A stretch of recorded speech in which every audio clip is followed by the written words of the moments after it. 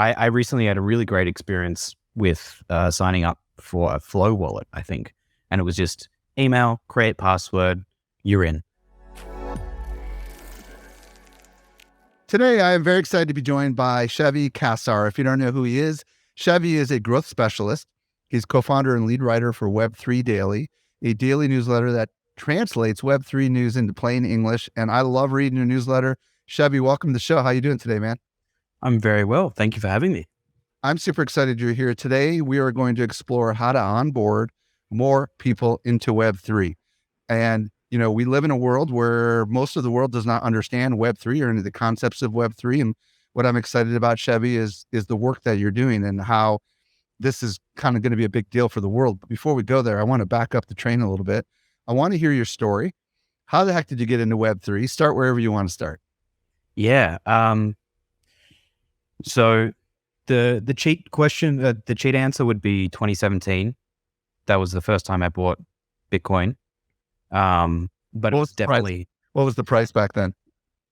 $5,000. Okay. Yeah. I did. I bought I think $50 worth. Wow. I'm kicking myself, but yeah. I think everyone needs to go through that. Most people I talk to, it's like they've either lost money or had the opportunity to make money and didn't take it. And in hindsight, that pain is there. And that's what makes them go, all right, this time I'm really going to dive in deep. And that's kind of how it went for me. In 2020, that's when I did my deep dive back into it. Bitcoin was on the way up. Yeah. Why did you decide to get into it in 2020? Tell us a little bit about that story. That's a good question. I think the main thing for me was I'd had my little tracker app on my phone that it had just for 4 years straight had pretty much just been giving me notifications saying guess what? You just lost more money. Guess what? You just lost more money. And then all of a sudden it's hey, this thing's bouncing back. And I was like, all right. I don't want to jump into this blindly, so I should try and educate myself. And I think what most people will experience is you open a few doors and you think, all right, I'm making progress, but with every door, another 10 open. And so that kind of started the spiral into learning about the space that is Web3, Bitcoin itself, and then the broader cryptocurrency space. So 2020, you get back into the space and tell us a little bit about what happened between then and the launching of the newsletter, and then tell us how you got the idea and what you're doing there. I would love to hear that story. Yeah. So my co-founder, Seb, and I, we were working on a separate company, or at least it's what Web3 Daily pivoted from. And we were essentially trying to create sort of like a masterclass for YouTubers. We'll produce everything, help you script it all, decide on what you want to teach. And then we work together to essentially market your creation to your audience, and as well as finding new audiences for you. Sounded great on paper. What we learned very quickly was there's a lot of forks in the road, a lot of potential speed humps, and it was really hard to kind of get this rhythm. Also a chicken and the egg sort of thing. We have one really great course, but then all of a sudden, people are like, cool, what else is there? And it's well, it's going to take us 6 months again to find someone, produce it. So we were having this thing of look, it's a nice idea. Masterclass proved that you can build off other people's communities, but we were we kind of want to do something that is our own and something that we are just obsessed with.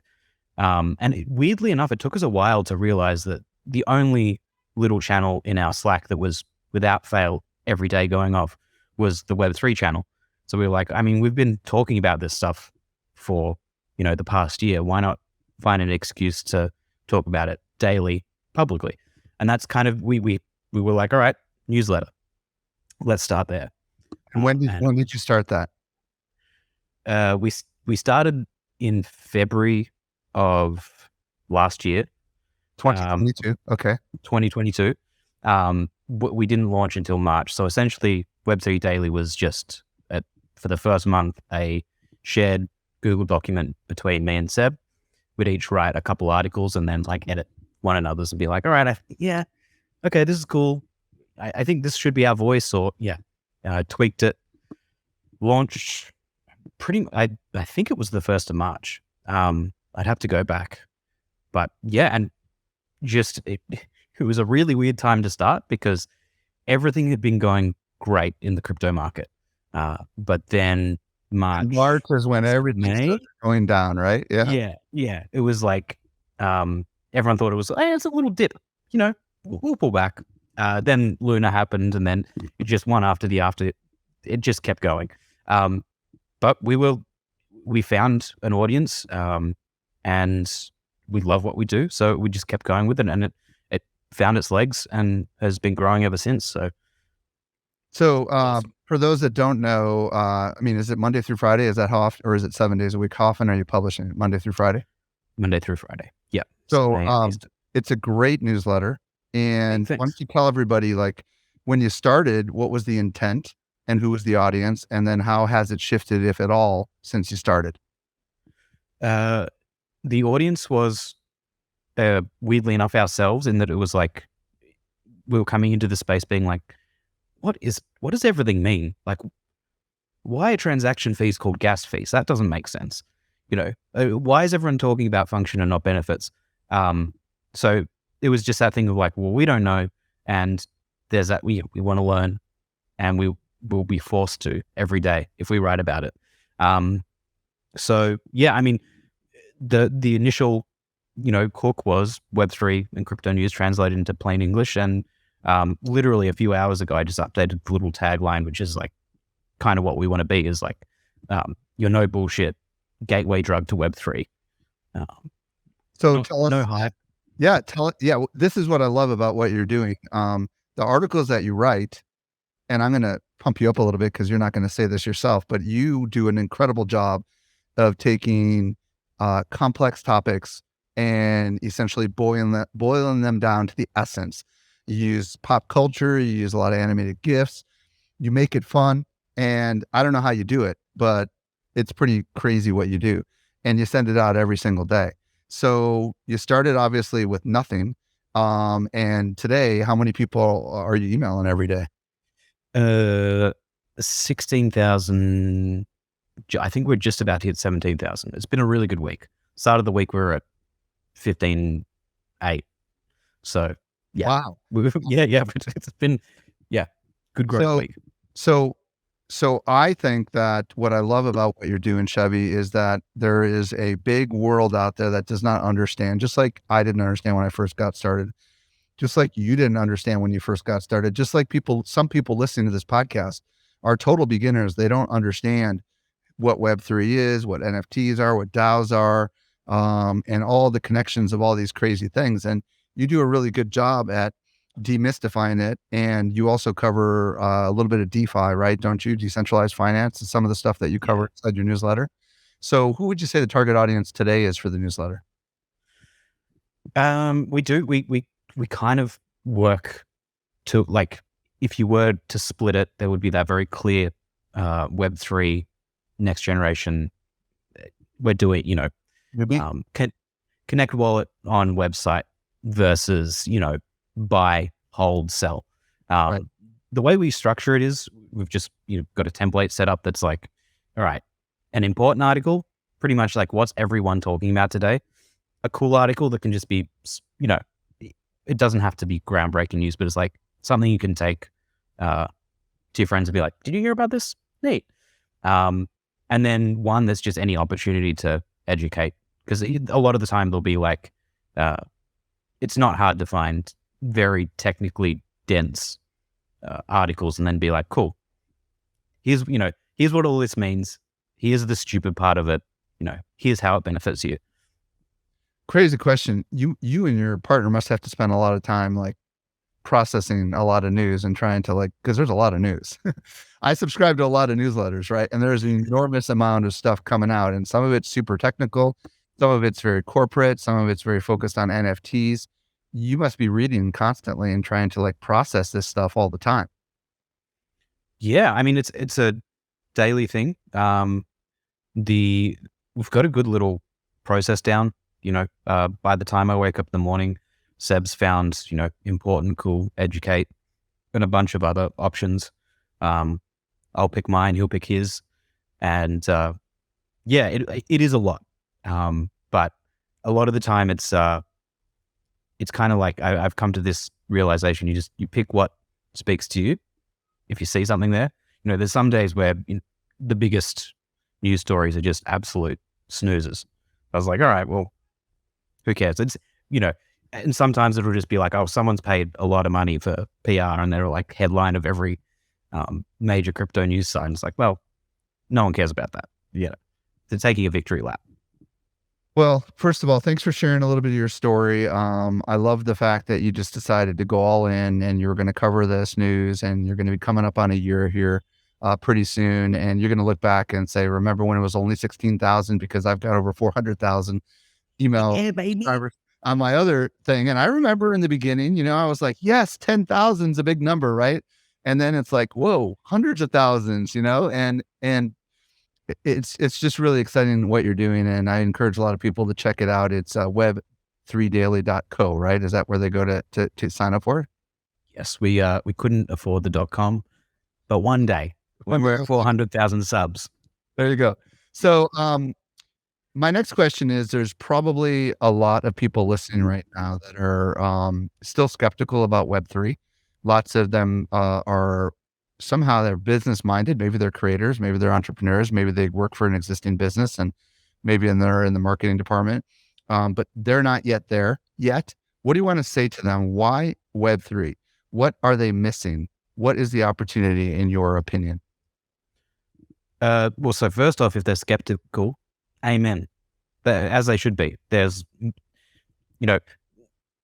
our angle is, and it's maybe not as common within the hardcore spaces. Like, most of it is bullshit. 99% of what you see today won't be there 10 years from now. But then why are we in it? We have that feeling that it's the same point in Web3 that it was the early internet in the 90s. More failed than they did succeed. Name a few. That's like, all right, there's Google, PayPal, Amazon, Yahoo's still struggling along, but from all of those companies that were launched in the .com boom, most of them are gone, and it feels like we're doing the same thing here. So the skepticism is completely valid, and we're with you on that. The exciting part is digging out and trying to logically think out, is there space for this? And the really exciting part is that a lot of it is pretty weird. And when you find something where you're like, this sounds so stupid, and then you start to map it out and you're like, actually, I can see a pathway for this. Like, the metaverse for the longest time for me has been like, no, just because the main exposure has been the Facebook version of the metaverse. It's just like, I don't see it. And the more I learn and the more I see these little tiptoes forward, it's still early days, but I'm starting to get excited about it. As for why you should pay attention, you don't have to. I think, again, it's one of those things where it's like, if you want to be on the forefront of it, great, get in, learn. You could, there can be fortunes made. And remember back in the day when Google AdSense was, a cent a click, people built empires off that.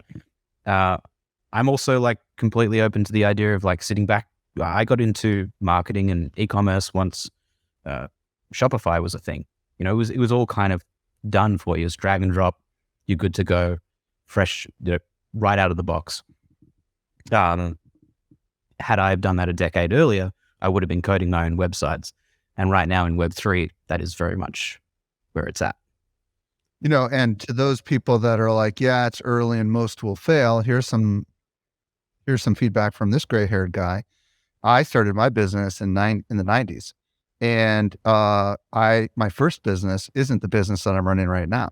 So I started as a website design company, and then I eventually went on to become a writer. And then I eventually started a media company. But all those experiences that I built along the way enabled me to be able to do what I'm doing right now. So my encouraging word to you, who are listening is, even though you might not be here doing a Web3 thing the same way you would today, 10 years from now, it doesn't mean that A might not lead to B, that it might not lead to Z. And Z might be the biggest thing you've ever done in your life, right? And again, I am so convinced that this technology is going to be permeating all aspects of business. That's the whole reason I'm over a year into this show. And I think one of the big opportunities is going to be guiding people into this frontier, because it is complex. Just like the internet was complex. Back in the early days, you had to know how to do HTML coding.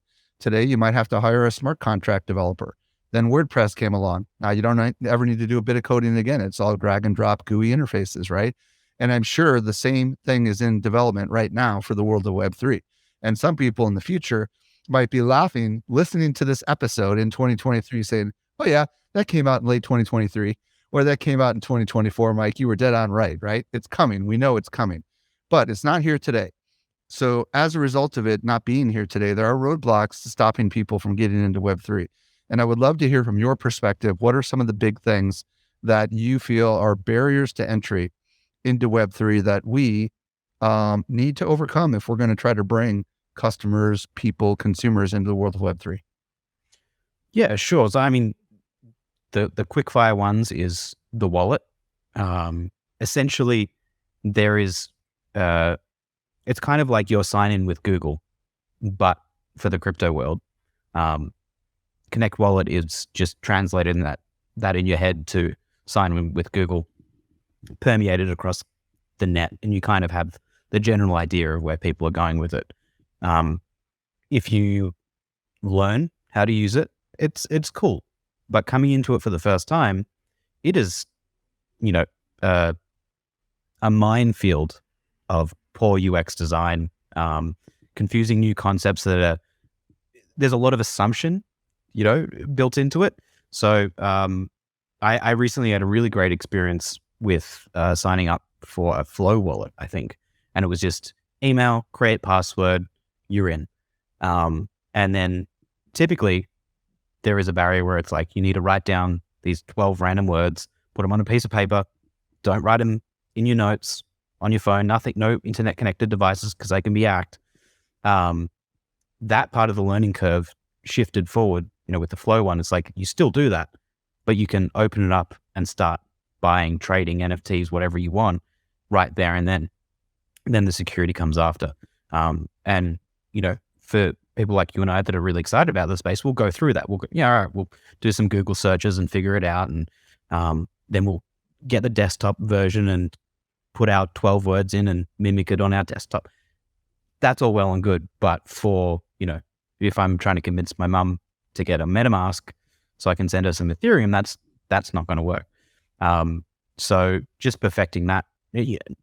I am being cynical in that, like, in this moment, but I trust that will be pushed forward. That I meet more and more people in the space now that are specifically UX designers, and that's really exciting. Another one I would say right out the gate which is kind of what we do at Web3 Daily, is language. A lot of it is needless in many ways. Like gas fees. Why are they called gas fees? They're a transaction fee. A lot of this can be softened, and a lot of it doesn't need to be known. Like, I don't need to know what TTPS protocols are, but I use the internet every day. So it's, again, a lot of it is kind of like you become almost over-educated. And a lot of that stuff right now is unfortunately needed. I think that'll go into the background. The biggest thing that'll just push everything forward is proven roadmaps. Once we see people doing it and succeeding, others will follow. They'll take the model, they'll make it their own, rinse and repeat. The same thing. I mean, again, I talk from the point of like starting Shopify stores. You see someone else do it. A buddy of yours is like, yeah, I'm selling stuff on the side, I'm making money. Well, all right. How did you learn that? Oh, YouTube videos. That sort of massive content and proven method, it doesn't exist just yet. But it's being done quite well in the NFT space. I've noticed some really great kind of community activations it's kind of started at the very high end, just to turn up the bullishness of like, why should you get into Web3 right now? If you have a highly engaged audience with high brand affinity for whatever you're doing, Web3 supplies a lot of great options for nurturing those super fans. I think for the next, let's say 10 years, a lot of Web2 is still going to be that bringing in the top of funnel brand awareness consideration. But once you get down to the bottom, Web3 is perfect for going like, all right, you're our super fans. Here's how we're going to take care of you. And it's not just by giving them an NFT with a JPEG in it. It's more so that acting as their ticket to whatever you want to give them. If you're Supreme or Louis Vuitton, maybe it's a fireside chat with the head designer. If you're a musician, maybe it's a private show. So that's where I see it going. Yeah, and by the way, this is part of the reason we developed a free course called Web3 for Beginners, which is at socialmediaexaminer.com/Web3 course. And one of the things that I identified was, first of all, a conceptual understanding of what Web3 is and how it's different than Web2, right? And why we even need a Web3. So we go into that. And then for sure, the language, like there's dozens of terms that this space uses that if you don't understand what they are, it just flies right over your head. It's like a foreign language. And I'm with you on that 100%. And then there's like how to set up the MetaMask wallet, right? And security obviously is a big thing too, right? Because every day you hear stories about people's wallets getting drained, right? Because they accidentally clicked on the wrong thing.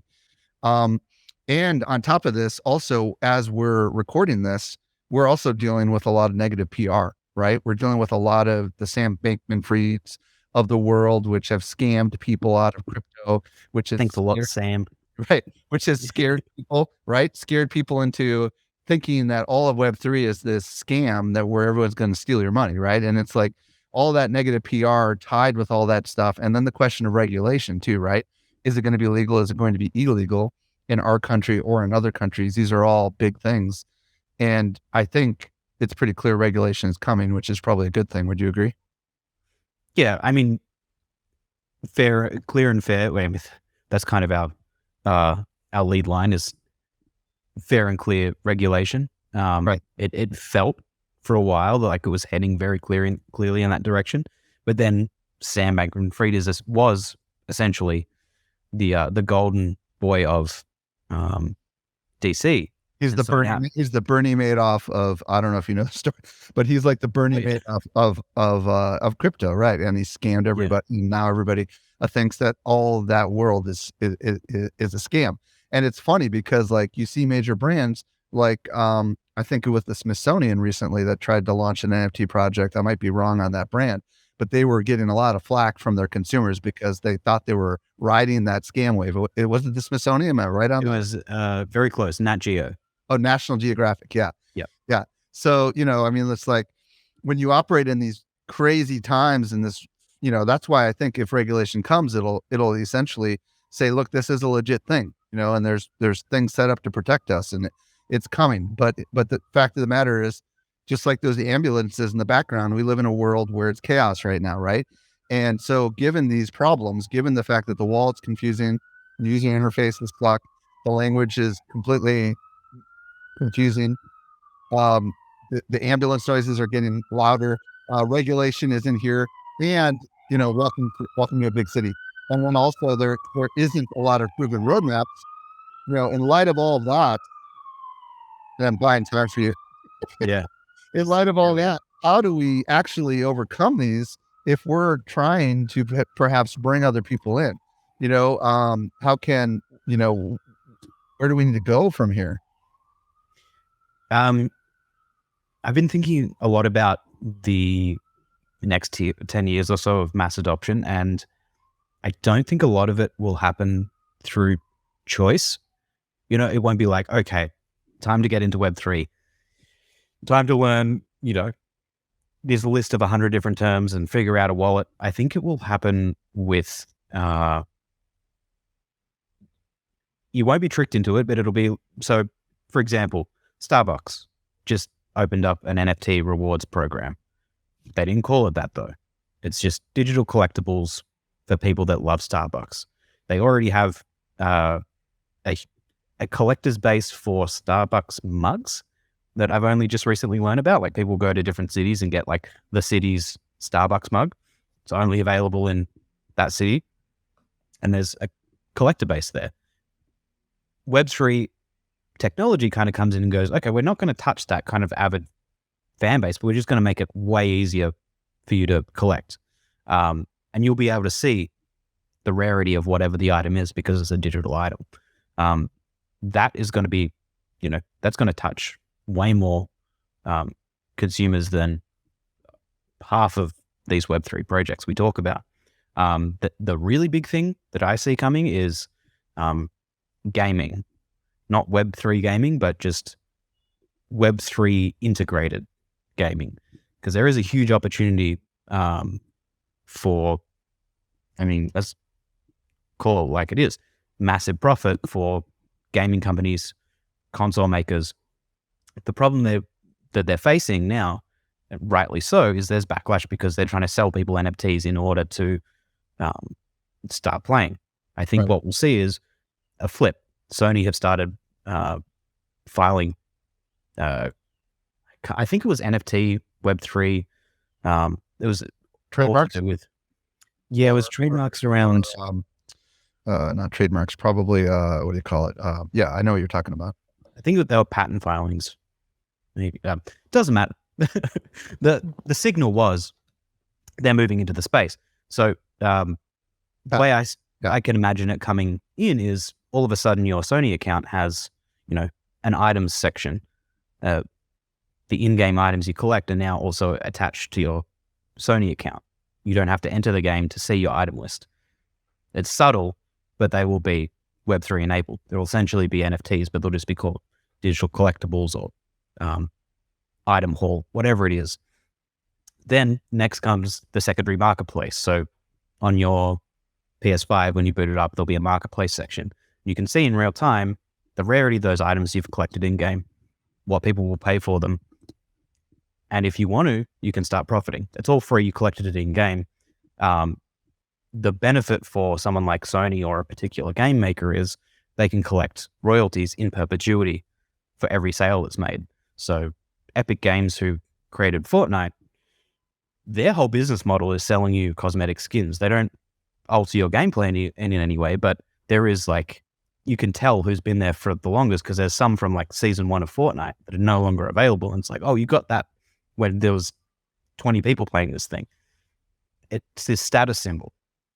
How do they turn that single sale from 5-6 years ago into continued profit? Well, if you created a marketplace where people could trade it openly, you can program in a royalty fee in perpetuity every time it changes hands. The longer it goes on, the rarer, the more players come on board, the rarer those early skins become. So I think it'll be one of those things where it's oh, I didn't know I had a Web3 wallet. I didn't have to sign up. I didn't have to put a 12-word seed phrase in. It just all of a sudden was integrated with my Starbucks app or on my PlayStation. I think that's where it'll start to really permeate. Yeah, and when we were prepping for this, and this is a word that you also mentioned earlier, roadmaps, right? So it seems to me what I'm hearing you say is when you look at what Epic Games has historically done with skins, and you think about how instead of those things just being random assets living in a database, they could actually be NFTs that could be freed from the game and traded, right?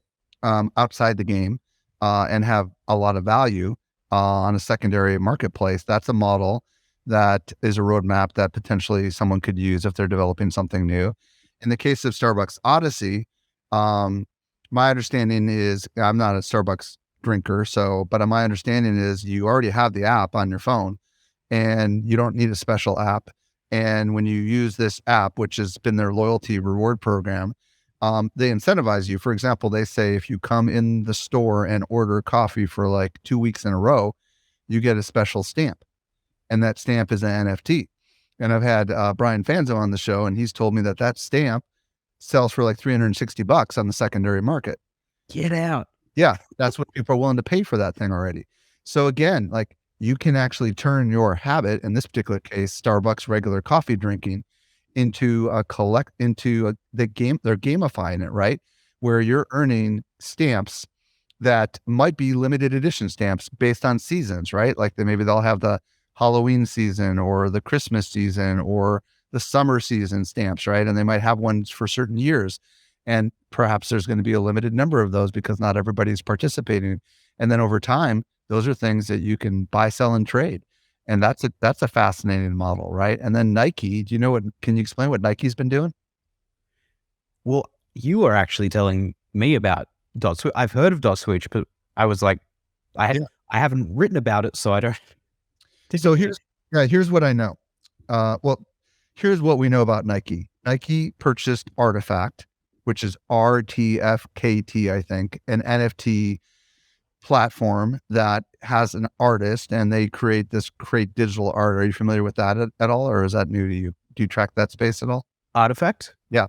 Yeah. I know about Artifact. I didn't know that they were doing the Dot Swoosh. So Artifact is owned by Nike, and the swoosh thing, Nike, a while back had this random sales page that said, sign up and get notified when we launch. Nobody knew what it was. They just knew it was a Web3 thing. Then I got an email a couple of weeks ago that said, guess what? You get to come in and create your Dot Swoosh account. And the way it worked was I went in, and I'm not a huge Nike fan, to be honest with you, but I figured I wanted to get it. I was invited in. I used my email address. And once I got in, and I think I created a password, but once I got in, it asked me to come up with an identity. And I chose marketing.swoosh. I could have chose my last name .swoosh. I tried Web3, but it was already taken, And I'm thinking to myself, all right, we've seen these domain names with .eth, right? And we've also seen what Unstoppable Domains has done with .nft and many other ones. And it's like these domain names might have some sort of use in the future as NFTs, right? Because you can buy and trade and sell them. But in the case of Nike, after I created my domain, then it went through a process and set me up a wallet.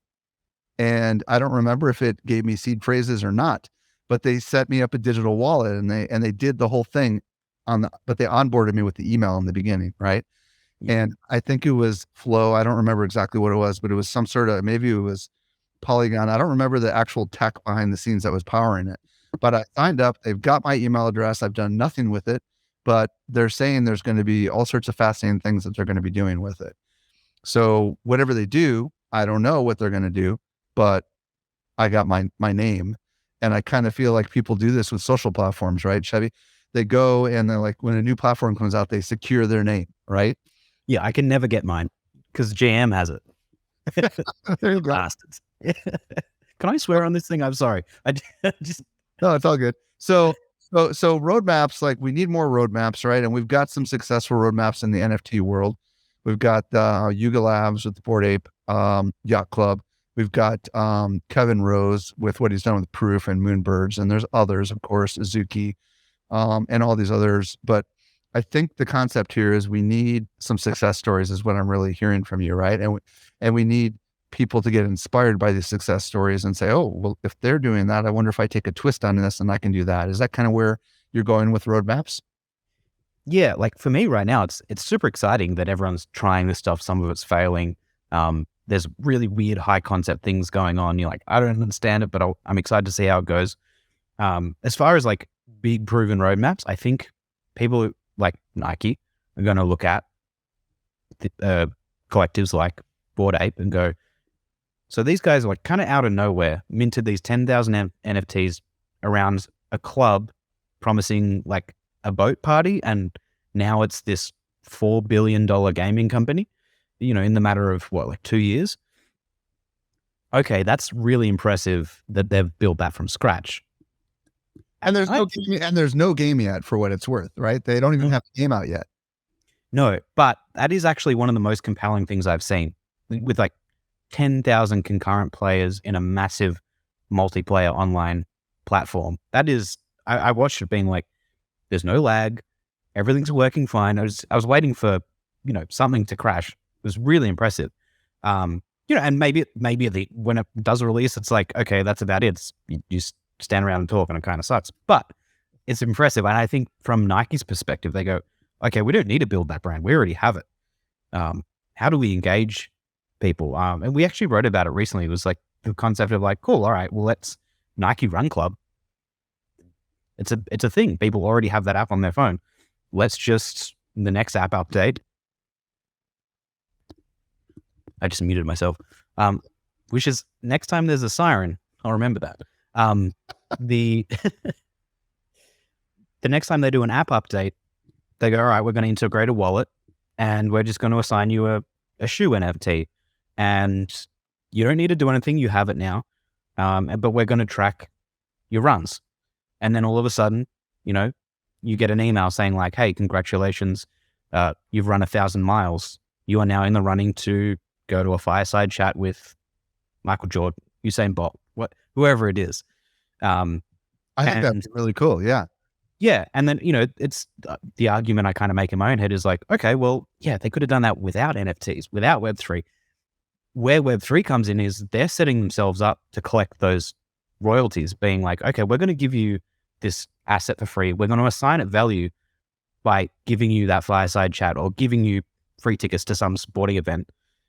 And then you can go on our open marketplace and go, all right, let's say Michael Jordan's talking in New York. I live in LA. I'm not making the trip. I'm just going to sell it. How much do you think, like if it's a room full of 20 people, that ticket, that NFT is now valuable pretty broadly. And if they do it at scale, it's on an individual level, it's way better for, me as a runner. What Nike's going to take 2.5%, 5% of the sale. It's a $10,000 sale. Have it. Cool. I'm stoked, but once it's at scale and there's a lot of trading volume, that's where Nike makes a huge amount of money. So there's this like beautiful balance of like the customer, the individual feels like they're winning at the same time that Nike does. Let's talk about communication, because obviously you're in the business of written communication, and I do feel like this is a big opportunity to onboard people, more clear communication. Even Nike wasn't super clear with their communication. And a lot of projects these days seem to have a mystique and confusion about what they're doing. They're not really uber clear. And I've got a feeling that that's going to have to change in order to get more people into the space. What are your thoughts on that? Yes. I think right now there is this kind of, there's been this push for you can just pick the buzzwords. NFTs have to have utility and community, which usually ends up being like, okay, the utility is you can use it to get into a Discord, which gives you access to a community. Bam, utility and community.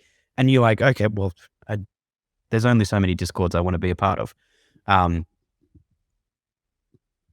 The people that are doing it at scale, like Nike, yeah, sometimes it's like, I think early on I'm guessing it was a chosen decision for them to be like, cool, we're not going to try and go broad reach with this. We're targeting the Web3 natives. So we can kind of talk in this double speak because they get it.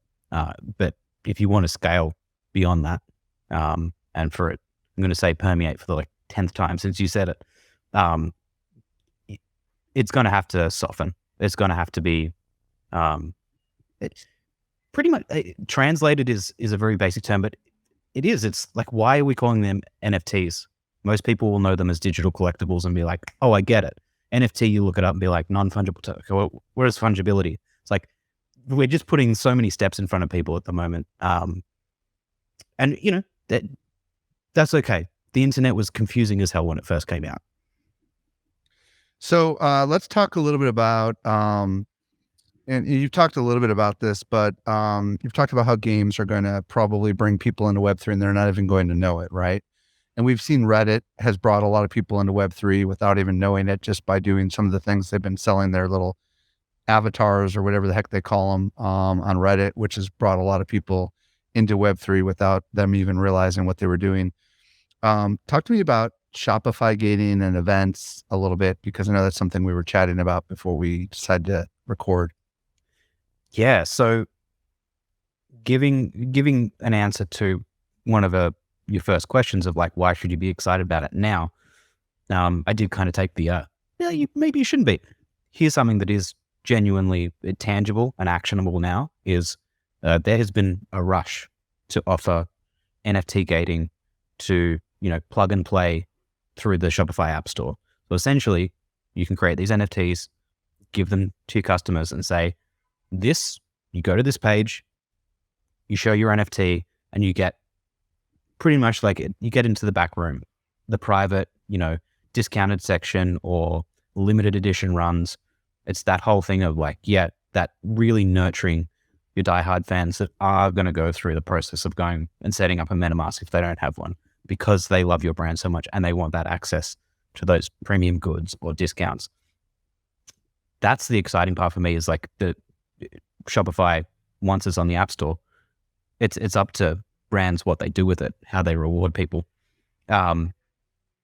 The gaming play, again, I think I need to watch how much I talk about it, because I'm a gamer. I'm not huge into it, and I totally understand why most gamers really detest Web3, because it's been done really poorly for a very long time.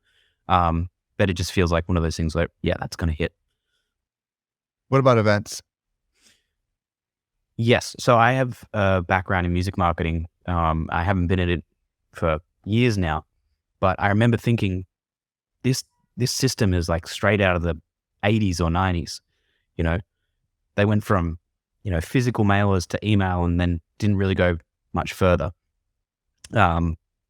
And seeing what music artists are doing now with NFTs is really interesting. Like there is this, again, nurturing the super fans. I'm interested to see where it goes at scale. So once someone creates a very easy, very friendly NFT ticketing program, where essentially, instead of getting your Eventbrite email with a QR code, it goes to your wallet. Ideally, your Apple Wallet that is Web3 enabled, but a boy can dream. Let's say for now, it's just to your MetaMask. And then you scale that out.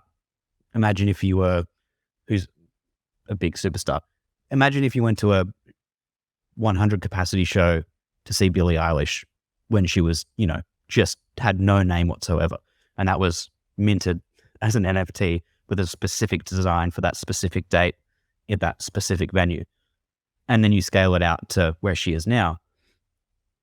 She as an artist has the opportunity to go, all right, I'm going to go and nurture those people that have been with me from the very beginning. I'll do a private show. I'll send them custom merch. And then what is also great for that listener is I went to like 3 of her shows and I'm getting all the same benefits. Maybe I'll go and sell one on the secondary market. There is this beautiful flywheel effect that can come into it. And I think when the infrastructure is there, it's easy to use.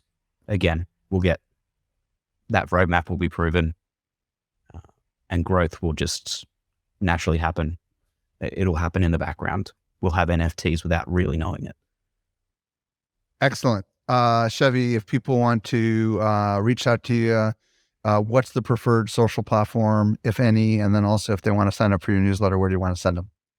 Sure. So I am at Chevy Cassar, CHEVY CASSAR on Twitter. That's probably the best place to reach out. And if you want to read what we do at Web3 Daily, we translate Web3 and crypto news into plain English every day. We are your gateway drug to Web3. You can find us at web3daily.co. Thank you so much, Chevy, for coming on and answering all my questions today. I really appreciate it. Mike, it's been awesome. Thank you so much for having me.